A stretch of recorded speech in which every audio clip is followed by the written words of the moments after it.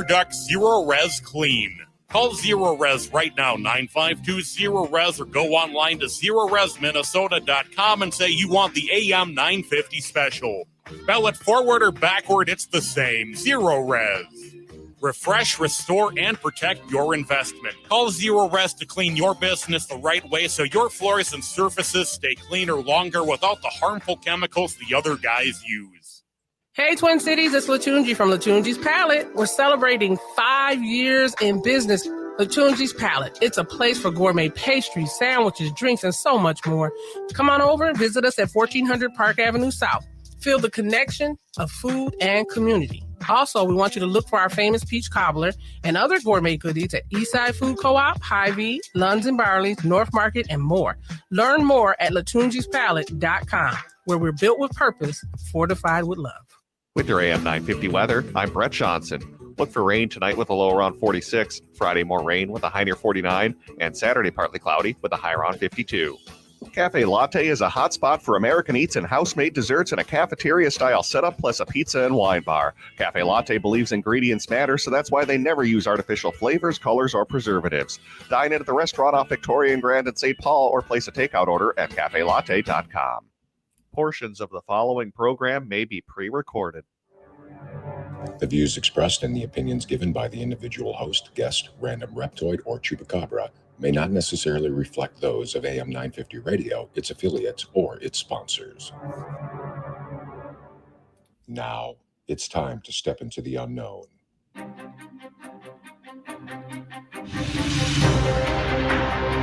There are things people experience but never talk about. A shadow moving in the corner, flickering of the lights, a disembodied voice. We invite you to talk with us.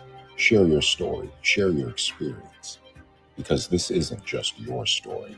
This is our story.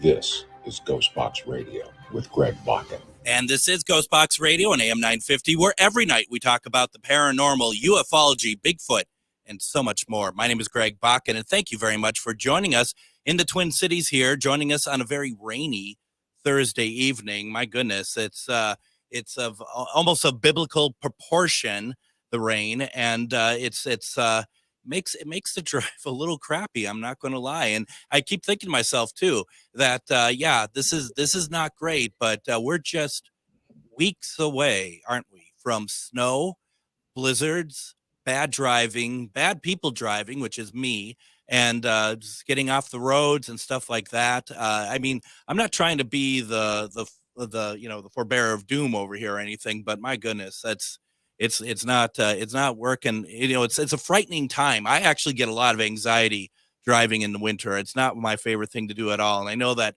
that's probably the case for most of you out there, but there are some, aren't there, that they thrive on it. They're fine with it. They're able to drive just fine when it's snow all over the place. I am the exact opposite. I mean, I might as well, if I get into a car when it's like blizzard out, I might as well just take a sledgehammer and smash your car, because that's where we're headed.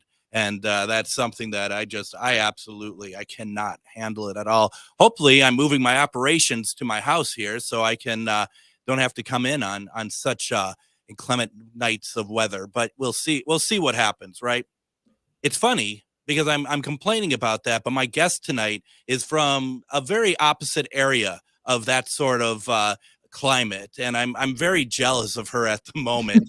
C.L. Thomas travels widely every year as a fine arts photographer and writer, exploring various afterlife research, OBEs, metaphysics, folklore, and paranormal events and groups. She is an author of the novel Speaking in Shadows, and hosts Small Town Tales podcast. She has written many articles and maintains a blog on legends, folklore, magic, and paranormal stories. Currently, she resides in Las Vegas, Nevada. You know what I mean, folks, with her beloved golden retriever and Maine Coon cat, C.L. Thomas. Welcome to GhostBox Radio. Greg, thank you for having me. Oh, my goodness. Honored. My pleasure. My pleasure. And, first of all, there's so many things I want to talk to you about that has nothing to do with paranormal. First of all, that big globe, that sphere that's in Las Vegas. What is that about? Oh, my gosh. I am totally obsessed with that thing. I am So too. for the longest time, they put it up. It started going probably in July, and it was just stagnant graphics on it. They weren't that great. But then as it progressed, it was better graphics. They had this big eyeball kind of overlooking the strip and all kinds of neat things. Well, now it moves. I It swear, Greg, I almost wrecked my car when I saw the little thing moving. I I I thought the same thing when I saw it's like how many people are going to die because of this thing. And the truth is, I mean, because I see it has like it when it's like the globe is yellow and has a little face on it, it's sleeping, and then it wakes up. And then I saw pictures of the U2 concert that's happening inside there, Mhm. which makes everything look infinite. And I'm already kind of like, it's like I don't have vertigo, but I started to get it when I was looking at it. I mean, but at the same time, I can't take my eyes off of it. I don't know. That's pretty cool. I love it. It's definitely it's the best thing going on Vegas right now, I have to admit. I just everybody's talking about it, and just the fact that you 2 have moved in as residents is something too. That's So, crazy. they, That is crazy. Yeah. just a few days ago, they had an impromptu concert down on Fremont Street. They just decided to join up and had an outdoor concert down there for the people in Fremont, all the Wow. drunk people. For the drunk people.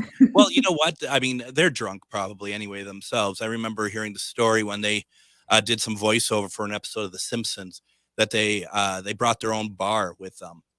This like Yeah. little, so I mean, and nothing wrong with it. I mean, I enjoy a drink now and again. So I'm not saying that that's wrong. I'm just saying that I guess I'm saying I wish I was you too. I don't know. I don't know. There's no bar here. I know that much right now. The other thing too is that you have a Maine Coon, which Yes. are beautiful. I used to think I had a Maine Coon. It's silly to say that way, because it turns out that I thought I had two Maine Coons in my life. One named Dave, the other is my current cat Linus, but they turned out to be ragdolls. So Wha they're not Maine Coons, I guess.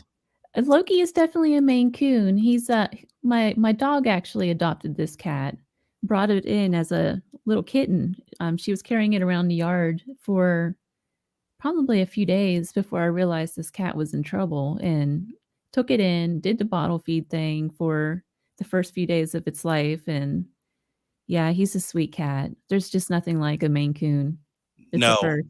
no, they're huge, they're lovable, and I'd say the same for ragdolls, and I think that's why I got confused. Except ragdolls don't look like Maine Coons tend to look like lions, don't they? I Yeah. mean, yeah, Yeah. and like Linus doesn't look like a lion. He just wants to hurt me, and that's. But we'll talk about that some other time.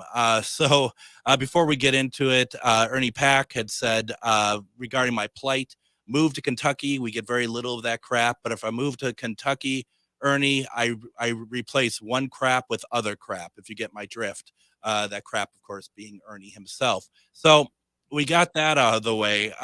We got the pleasantries out of the way. Now, you have a lot of stuff going on. You have a lot of good things happening paranormal wise. But the one things that we wanted to talk about, at least to start with, is your new book that is not actually published yet, right? Dancing with Demons.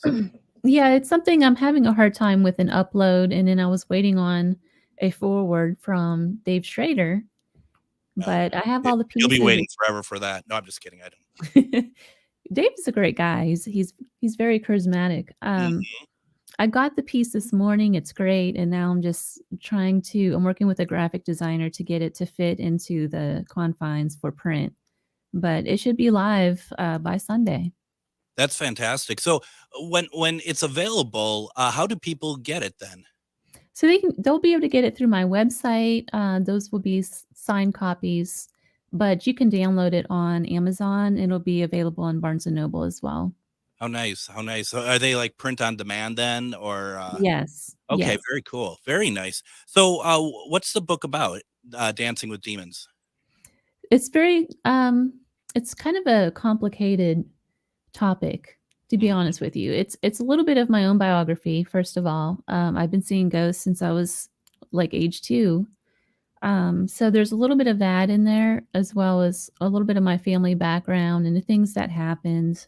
And I talk about kind of how I kind of developed, I guess, the ability to see ghosts and mediumship side of things.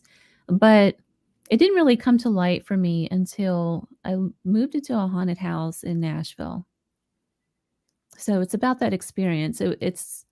I was never afraid of the paranormal until I lived in this house, and it kind of woken everything up and tossed everything I believed about the paranormal upside down. So you had been seeing stuff, it's been a Yeah. part of your life, but then this took you in a different direction that doesn't sound great. Yes, that's correct. Wow. Wow. I mean, I know that the purpose is for people to buy the book, but can you give us any sort of like maybe hints or anything of what was happening in Nashville that that really turned all this on its head for you?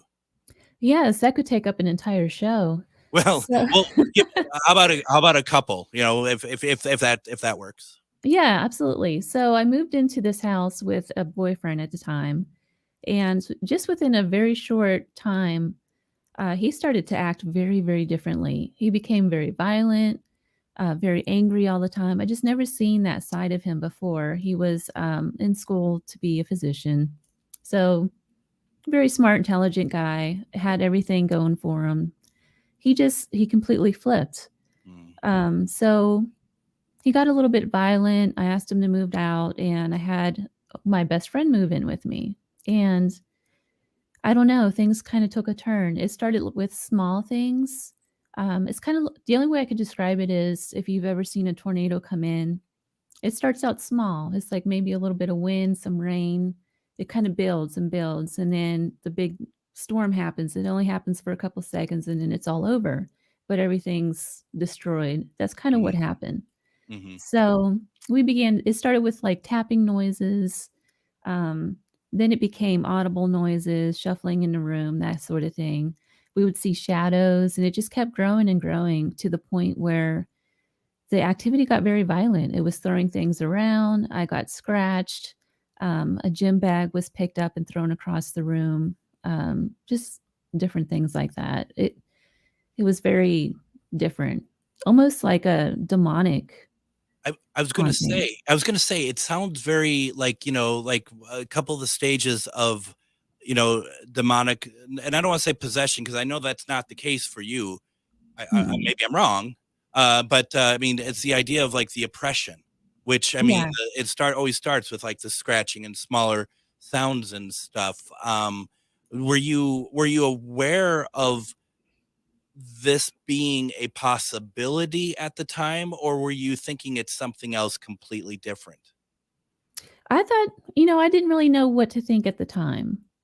I knew it was paranormal. I didn't know there was a dark side to the paranormal. Aside, people on TV, of course, they always scream and run out of buildings and everything's demonic, but this was a little different. I suppose too, if you grew up in the situation where you're seeing spirits, they're fine with you. There's no reason to think otherwise. I mean, I guess, it's an interesting thought of what happens when you think that something's always going to act a certain way, but then you get surprised because you're not aware that it can be like this, I suppose. Exactly. And that's very much what the book is about. You hear a lot of mediums talk about growing up, seeing ghosts for the first time, and realizing that they have those kind of abilities. The first thing they always say is they were afraid when they were growing up. It was a nightmare for them. Or they didn't know where to turn, different things, different stories, but they all relate to the same thing. They were fearful. I didn't have that. My experiences were very different with the paranormal growing up. It was always more of a comforting spirit around me. That's interesting. Were they protective, do you think? Yes, absolutely. And there's some stories in the book. I don't want to go into too much detail on radio, but I didn't have the greatest childhood. Okay. And so when certain things happened, there was a entity that would show up in the room and kind of block the doorway as if he was blocking whatever could come in and harm me or whatever. Sure. Not that anybody was going to come in and harm me, but there was a lot of screaming and yelling in the house, and sure, a lot of different things were going on. So the idea was that you had a protector. Yes. Regardless of whatever level that was needed, that was there for. Do you know who that protector was? I mean, in terms of like, what was it someone related to you? Do you know if it was a man, a woman, or any ideas about this spirit? Yes, he presented himself as an older male with a big white beard. And I was old enough to watch the show Rudolph the Red-Nosed Reindeer. Have you ever seen that movie, the Yeah. play one with Yeah. he looked just like that Santa figure in there. So I Okay. called him Santa. What's interesting now, though, looking back, of course, I didn't know this as a kid, but Santa is a very protective spirit for children. If you look at the folklore around Christmas. Mm-hmm. So just making those kind of connections. I did talk to my mother about this figure, and she said that I would talk about him a lot as a young child. When we moved, he kind of went away. But she was able to find out that we did have an older neighbor who passed away just years before we moved into the house. So, and there was other things that happened as a child. My great-grandmother was in my room, and I was able to describe her. I had it was a little girl entity that would come around a lot. Mm-hmm. We don't know if this was a real child or not. It was never verified, but just different things like that throughout my childhood. That's fantastic. That's really cool. Why don't we do this? So before we get into any other big conversations here, why don't we go ahead? Let's take our first break. When we come back, we're going to continue our conversation with C.L. Thomas. There's so much to talk about. We have her book, Dancing with Demons, that we could talk about, plus her interest in folklore, her podcast, so much more. You're listening to GhostBox Radio on AM 950.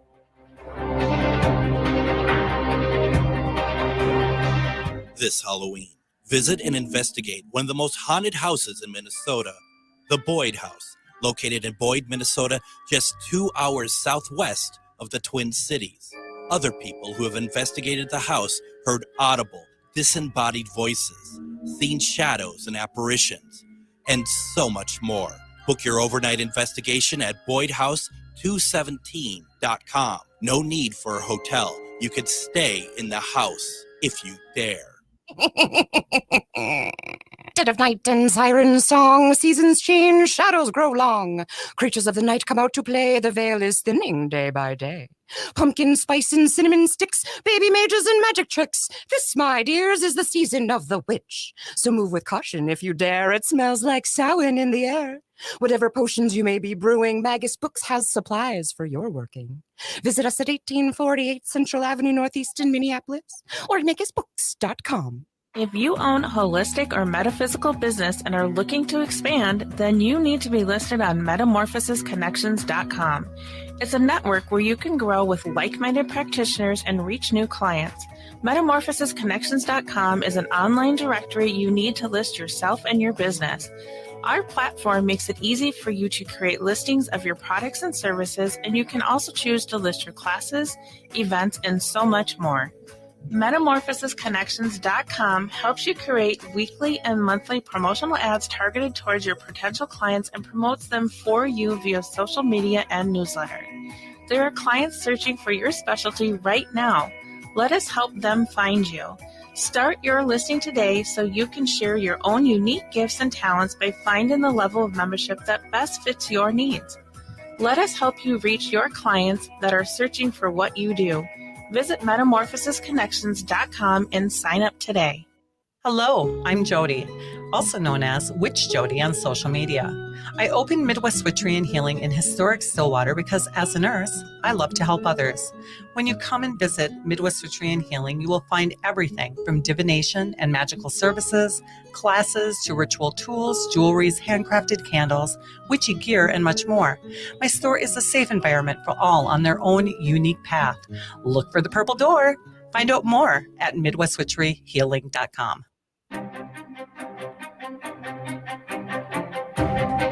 And I hope to see some of you out in Bayport, Minnesota this Saturday at the American Legion 491. We're talking about Witchy Weekend on the St. Croix, a wonderful event that is happening this Saturday from 10 a.m. to 6 p.m. You can get tickets at Eventbrite. Look up Witchy Weekend on the St. Croix. I'm going to be speaking there at 5 p.m. I'm also going to have a table there all day if you want to stop by and say hi. Also, Jody, who you just heard on the commercial, she is going to be there. Actually, she starts off the day. I think at least one of her sessions is completely sold out. Not a surprise. She's amazing. But definitely come on out and see us this Saturday once again over at Witchy Weekend on St. Croix at the American Legion 491 in Bayport, Minnesota. That's from 10 a.m. till 6 p.m. But I have with me right now, I have C.L. Thomas. She's the author of the upcoming book, Dancing with Demons, A Paranormal Encounter. The book should be available this weekend. C.L. Thomas, once you have the book ready to go, can you please let me know, and I'll put it out on my social media platforms as well, just so that people who are interested are able to do so. But is there a way that you like them to follow you on social media? There is. I'm very active on Instagram and sometimes on Facebook, not all the time. Sure. Mainly on Instagram, though. If they want to find me, I have the code somewhere on the screen. You can scan it or just look for author_CL_Thomas. And Okay. It should come up. Fantastic. We've been talking about your new book. We're talking about your past, where it feeds into this book, talking a little bit about the house in Nashville. And you had also mentioned that you had these protections of spirits before you moved to Nashville. Did you have any sign of those spirits helping protect you when you're in Nashville? I was more. Let me back up just a little bit. Sure. When I was in school, I was not focused on the paranormal. I kind of put it away and forgot about it. Mm-hmm. So when all this stuff started happening in Nashville again, it kind of stirred everything up and kind of woke me up again. Does that make sense? So I wasn't really paying attention to any spirits around me at all. Sure. And I was also experiencing a lot of, I was kind of blaming myself for a lot of the stuff that happened in childhood. I was trying to get through school so I can better myself in some way. So I had a lot going on. Oh, I'm sorry. Please continue. When stuff started going on in Nashville, the intensity of it and just the things that happened, it kind of captured me in a obsession kind of way almost. So it drew me in like that, but the paranormal was so different, to getting scratched and being scared all the time. It got to the point where I couldn't even sleep with the lights out at all. So it's just different. Did you talk about obsession? You've talked about oppression. You are, and I know that Father Kenneth Torres, demonologist. To this day, and I think you answered the first segment. I apologize. I'm going to ask again. Do you think that situation was demons? I think so. But on the flip side of it, I want people to understand too that you have a choice to pay attention to this stuff and to draw it in. So, and that's why I wrote the book. It's more about taking your power back and to realizing that you do have a choice in life if you're going to pay attention and be dominated by a spirit. And that's just it. I guess the thing that is kind of frightening for me when I see so many of the programs out there now, and I don't know if you watch any of them or not. I really don't, but I still feel like every time I tune in that they're all talking about it, and they put an unrealistic light to it, and it frightens me because I don't think people really understand the power that can happen in situations like yours, for example. Right. I think too, like you said, the TV shows in Hollywood are kind of dictating how the paranormal is looked at and kind of steering the direction of the paranormal pulp culture. And one of those things in Hollywood that everyone is looking for with demonic cases, well, first of all, they're saying that, every show is demonic, right? Yeah. in some of these shows. But now the culture is kind of turning because it's becoming dispopular to say that something is demonic. And so what they're saying is, well, I've been a demonologist and self-proclaimed demonologist, that is. I've done so many cases and I've only come across maybe one that could be demonic. You get this, it's so rare kind of thing. Yeah. But is it really? Or are we looking at it differently? Because in Hollywood, what we look for is head spinning, people spitting up nails, beds levitating. That's what we're looking at in Hollywood, right? Yep. In front of these TV shows. Well, what about suicide? What about years of addiction? All of that can be a demonic force if you really look at it. If an enemy is going to attack you of any form or a negative entity, how are they going to attack you? They're going to go for your weakest point, right? Yep. And if your weakest point is alcohol or drugs of any kind or whatever else, I mean, it could help feed you. Right, exactly. Now, I want to make it clear, though, that I'm not saying that, addiction and everything could be all demonic. Right. That's not what I'm trying to say. Absolutely. Yeah, and it's probably wise that you say so, because you're going to get someone who's going to be like, yeah, Gail Thomas says that every addiction is demonic possession. But, and this is what I was trying to get at, I guess, a little bit too, because I feel like, and maybe you'll disagree, I feel like that we're making each other's points a little bit here, because, I'm just thinking about the Nashville house. You're talking about, the four, what demonologists look at as the four characteristics of demonic possession. And I'm not saying you're possessed, but it felt like that things were getting there, right? And it kind of goes to your conversation about it's not going to be overt all the time. You got infestation, you have oppression, you have obsession. They're words that you've actually used, and then you finally end up with possession. And you think about too, like, there's a lot of people who are going to be like, well, it's also one of the things that like they look at before providing any sort of exorcism is somebody's mental stability, their mental state.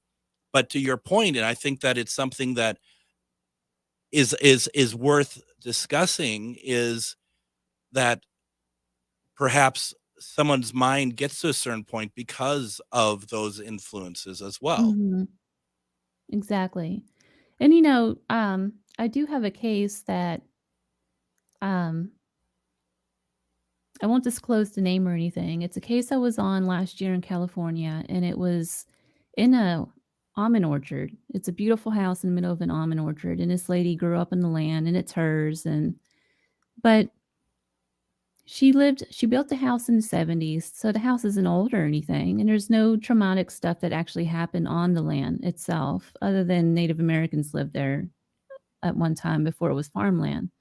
But she was claiming that she was seeing shadow figures, and that the haunting was leading her husbands to be sick.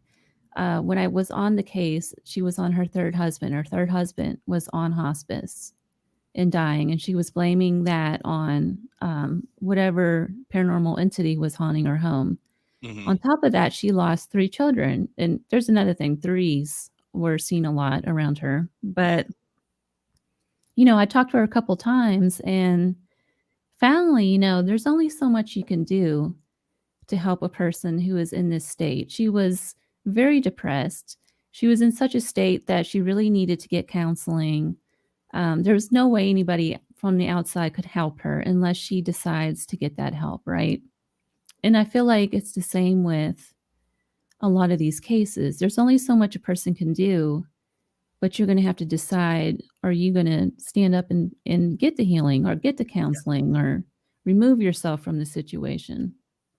I mean, that's so true. And, even at the very most basic level, you have to ask for the help when it comes, if you think that there is any sort of other entity involved, of whether demonic or whatever, you have to be the one to ask for the help. You can't expect a priest or a demonologist or whatever to just be like, oh, it looks like you need help, I want to help you. They have to take, at the very least, the first step to identify that they need help. Well, the other side of it too, from the paranormal investigator side, I feel like we're not doing a good job as investigators either in providing help to clients.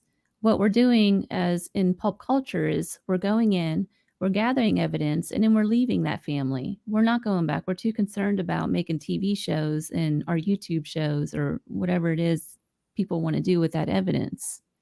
So that's the other side of it. I feel like that we're missing. It is. We're I think that's a broad stroke, if I may, because I don't think everyone's that way. No, not everybody, But but I take your point. Your point does stand.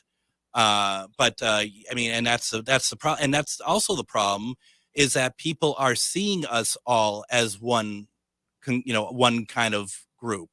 And yes, it does feel like, and I've said this before too, that when I look at my feed on Facebook, not that that's the scientific method of anything, but everybody on there is all work, all they want to do is they want to have, the events, and they want to meet, their cliques and the events, and want to be able to go to the places that everyone goes to for investigations and meet celebrities and stuff. And I don't see hardly anyone anymore talking about private investigations, private residential, or private any sort of thing. And I understand that doesn't mean it's not happening, that there are confidentialities, but you never even hear anyone even talking about them in broad strokes either.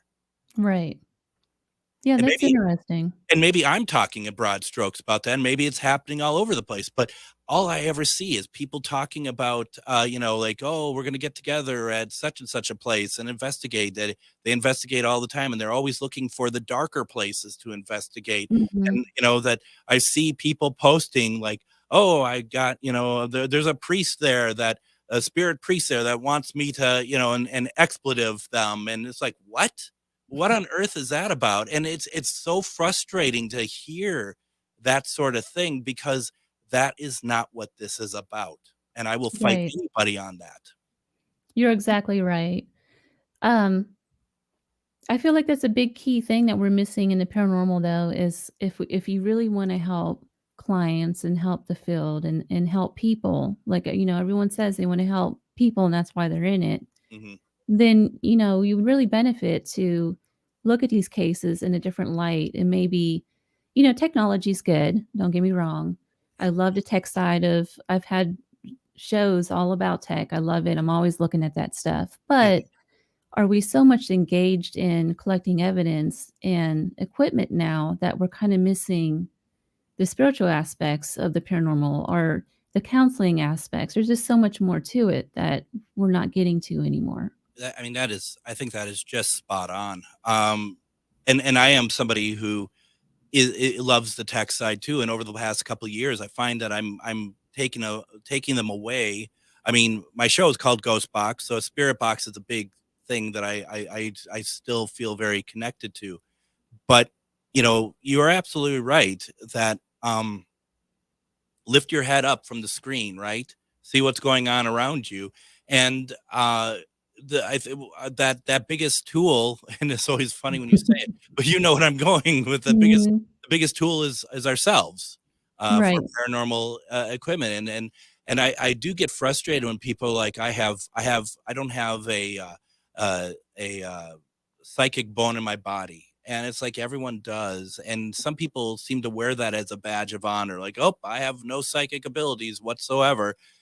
That's fine. You don't have to do anything you don't want to do with it. But, maybe think about trying it. You'd be surprised. Hmm.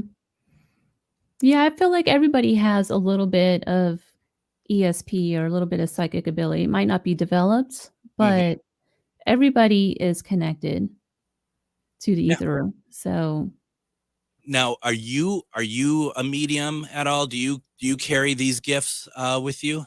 I do, but I don't like to profess that I am. It's a big step, isn't it? It is. It is. It's a very serious thing. And I certainly, when I use some of my equipment, like my spirit box, I actually do try to use mediumship with it to bring forward the people I want to speak with. But if someone said to me, does that mean you're a medium? I'd go and hide under the desk and kind of shiver. It's just because, to your point, that's a big, heavy title.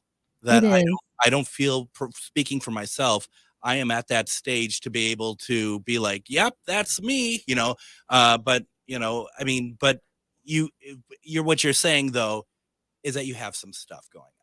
Yes. To your point too, I am working with a very well-known psychic medium who he's been to the Finley College. He actually teaches at that college, and he's working with me to do spirit art. I'm an artist, and I'm pretty good at doing the spirit art. But I think the things that there's a lot of people professing that they're mediums right now out there, and I think it's just like the paranormal. It's all about the thrills, and it's more than that. There's a lot of counseling that goes on with the clients that I speak to. There's just a lot more to it. It's not just about reading somebody and then leaving them. There's a lot of crying. I have a lot of clients that cry. The people I do read for, just a lot more to it. One of them actually had to contact somebody in her life to get her counseling. So there's an extra step there. It's not just a, hey, I'm so cool, I can read. There's more to it. There's a lot more to it, and you're absolutely right. And the thing too that maybe people don't quite understand is simply the fact that a paranormal investigation of helping a person in the private sector can take months. It's not a one night and done. It's not 2 to 3 weeks of going through evidence, presenting, like you said, and then heading out. It's a constant, the whole thing of whatever is there coming back, or the people that you're trying to help, they're not following direction and they themselves are bringing it back accidentally.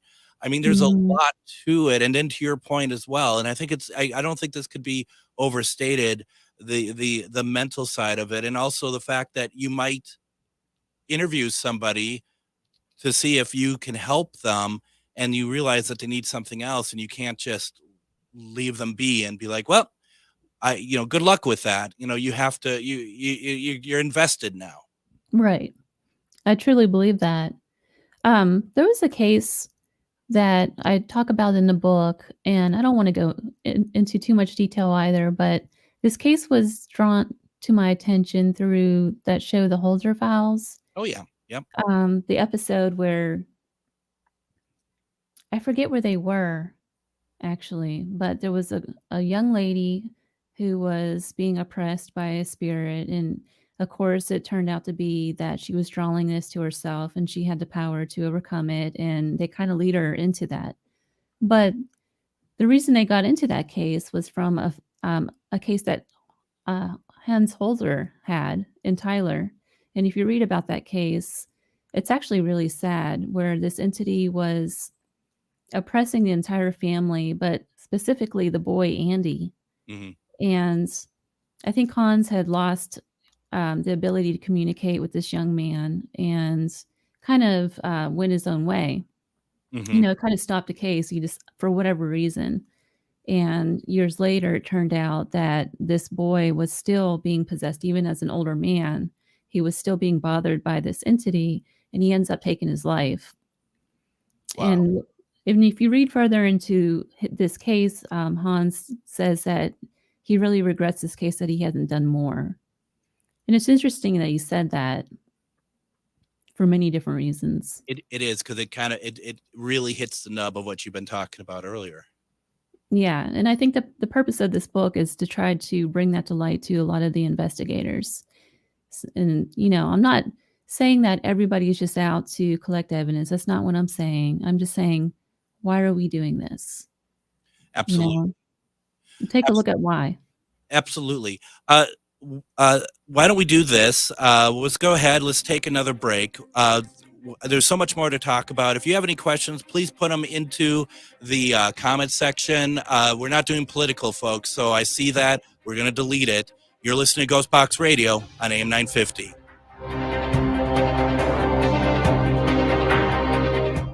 Reach your highest level of consciousness and well-being with MetamorphosisConnections.com.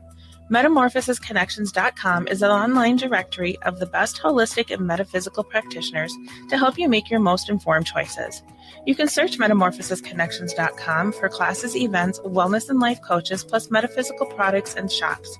You can also search for a wide array of healers from all modalities, including EFT, sound healing, energy healing, light therapy, ancestral healing, shamanic healing, reflexology, past life regressions, hypnotherapy, yoga, and more. And if you're not sure where to start, the search feature on metamorphosisconnections.com is tailored to help both those who know what they are looking for and those who are just starting. Come explore the possibilities for your higher self by visiting metamorphosisconnections.com. Their experienced practitioners can guide both beginners and those that are already on their spiritual journey. That's metamorphosisconnection.com, your link to direct you on your spiritual transformation.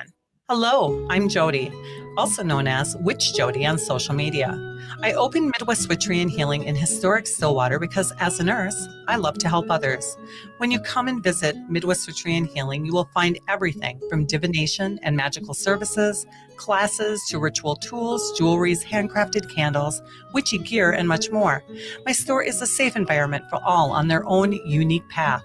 Look for the purple door.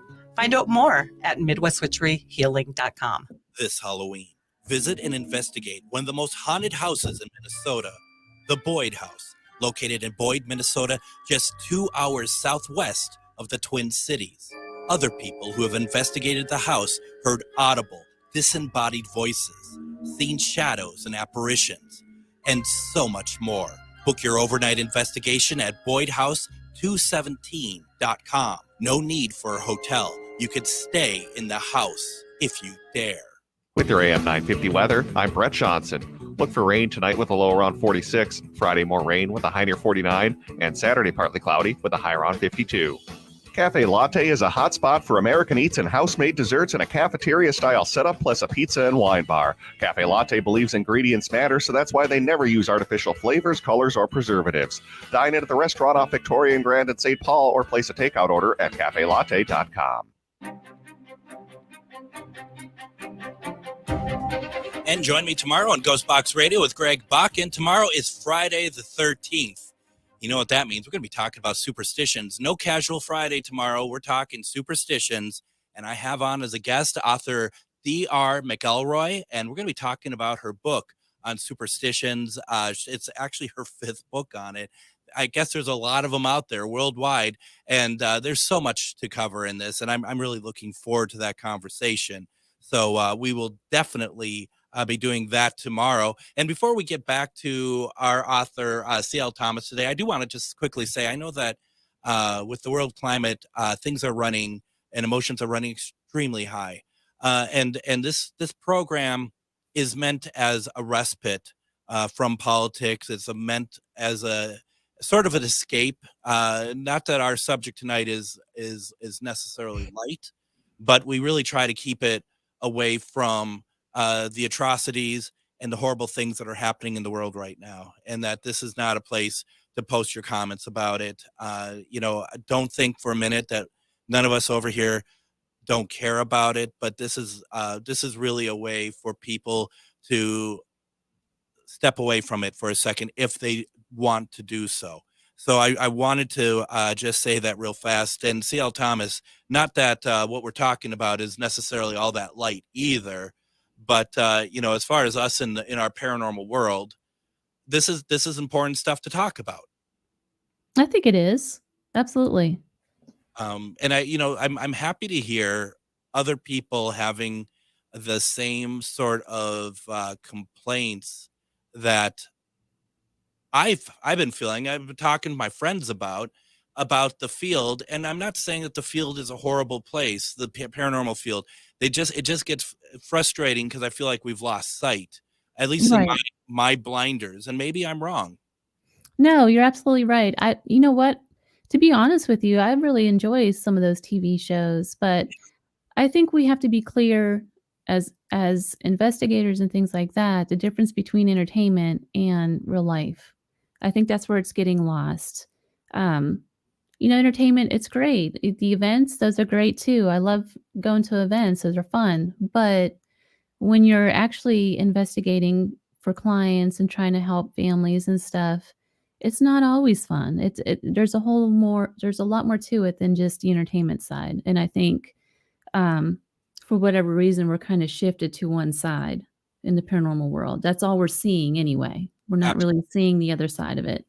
I would say so. You know, it used to be back in the day when we're doing the private investigations and stuff. It's the people who are calling us in are the ones who've only watched the TV shows, and that they're throwing the TV stuff at us in terms of what they think it is. You know, it could just be, a faulty light bulb, but they're calling it a demon.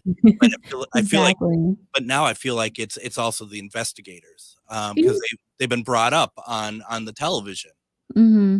Yeah, absolutely. Well, to be honest too, back when this situation happened in Nashville, there was only 2 shows on the television. And it wasn't something that was talked about. My roommate spent quite a lot of time trying to find help, and nobody was willing to talk about the paranormal. I think she even went to a Catholic church in Nashville at the time, and they wouldn't even answer her or anything, wouldn't return to phone calls or anything. So that was just 10 years ago. It has moved pretty quickly. And I was going to say, when you said that she went and talked to the Catholic Church, I was like, I'm sure that didn't go all that well. No, it did not. But, my point being, though, these TV shows did a good thing because they brought it to the light. A lot more people out there talking about their experiences and are willing to share different things now. Whereas before, it was a very closed thing. I think so. I do agree with that 100%. It is a lot more people are more comfortable with it than they had been before. I want to kind of switch gears a little bit. I want to talk a little bit about your Small Town Tales podcast, because I like the name of it. What do we hear when we tune into Small Town Tales podcast? Well, it's a paranormal show. Sometimes I have authors on there.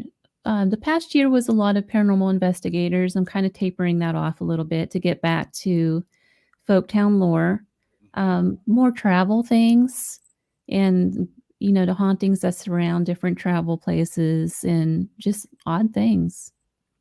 I had created I never followed through with it. I wanted to do a web series called Small Town Ghost Stories. Same sort of, I'm fascinated by that sort of realm, where what lurks in small towns. There's a lot. Exactly. And that we don't know about. And, being in Minnesota, there's a ton of small towns, rural towns. There's a lot of superstitious people as we're talking about that tomorrow. And I don't say that looking down on them. It's just a fact. And I'm a very superstitious person myself. So I just think that there is really, there's something really alluring about that podcast. How long have you been doing that? About 3 years. Not bad. It's hard to keep them going, isn't it? Sometimes it is. That's why it's only once a month, because I can't just keep up with it.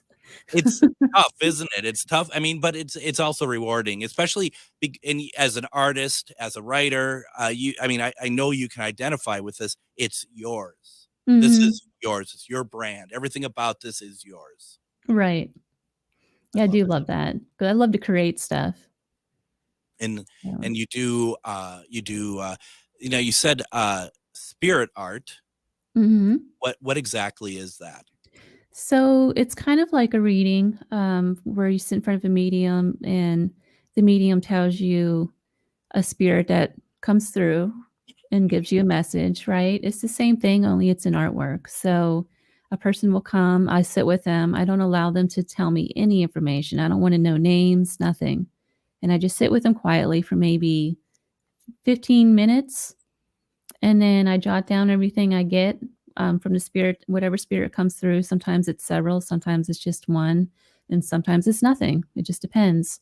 And then I'm able to sketch what the person looks like, and just different objects will show up. The last one I did was for a friend of mine, and she asked me to do it for her. I usually don't do friends or people that are close to me, obviously, because I don't want to be guided in any way with it. But I told her I would do it, and I didn't know this about her. But a young man came through, and I was able to sketch him out. And what I saw was a bunch of like deer horns, and I saw a big oak tree. I saw just several things, and I put it all in there, and then I heard his name, and it looked like a sword or something, and then I heard warlock. And of course, I don't know what any of that means. I just kind of jotted down on the paper on the side of it, and I gave it to her, and she started crying, and she said it was a friend that committed suicide just a few years ago. I had no idea.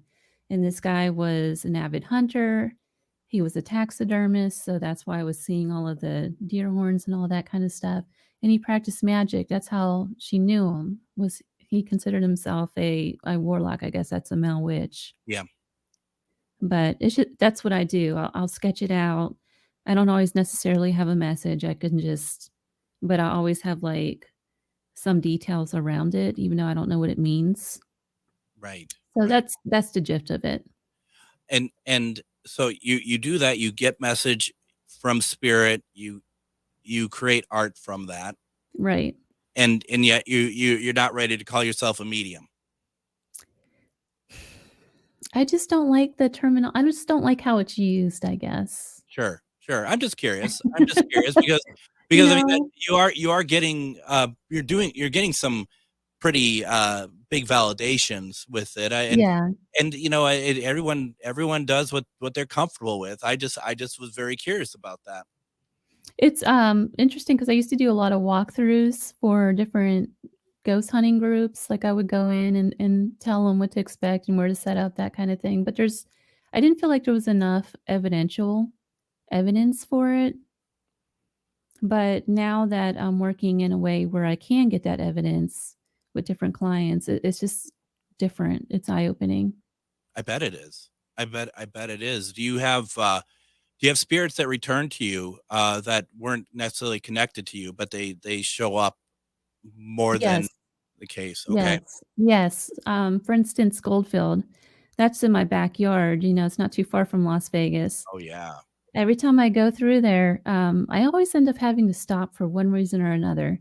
Last time I had a flat tire and I had to stop right in front of that Goldfield Hotel. Oh yeah. But anyway, long story short though, there's a woman there, a young girl whose spirit first time I saw her all the way across the cemetery, and I went over there, saw her name, and she's not even buried under the right name.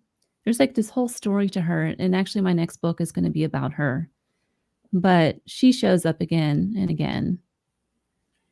Have you investigated inside the Goldfield?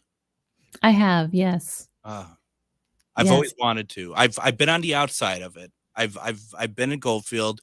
I've touched the building. I have pictures of myself in front of it, but I've always wanted to investigate in there and communicate.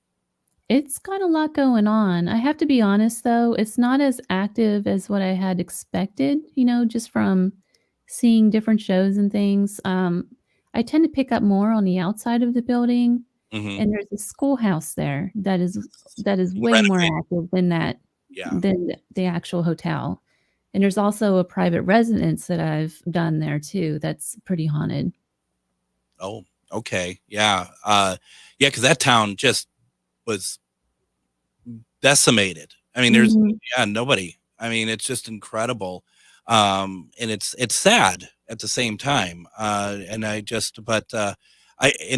was driving down that way. We went past Vegas and we were on our way to Reno, nearby Reno, Virginia City. And I didn't even realize I was going to be running into Goldfield. I mean, it's amazing because you go Goldfield, and if you go further up, it's Mitzpah and the Clown Hotel. Yeah. Mm-hmm. It's just like, well, this is quite and Area 51, basically. Yes. Yeah. That's quite the highway. That's what I love living here so much. There's just so much stuff out. Just over the weekend, some friends and I went out to look for they call it the Horse Thief Camp.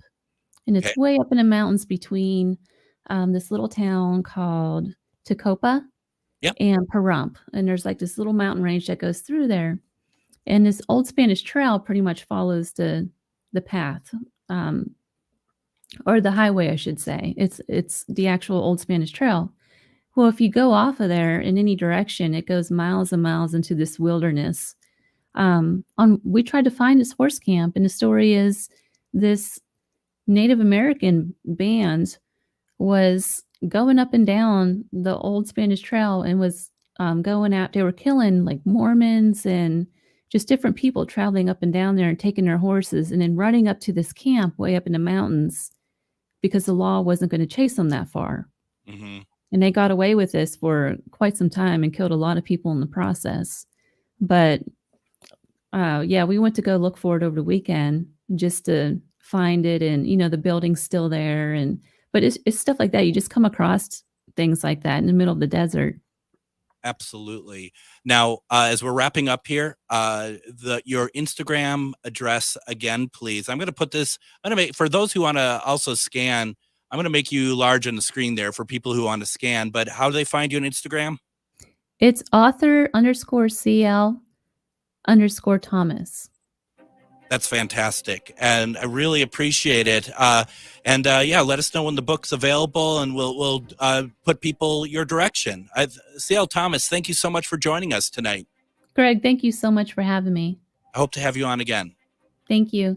Thank you very much. And then tomorrow we're talking superstitions. So join us as we have on DR McElroy. Have a great night, everyone. Take care.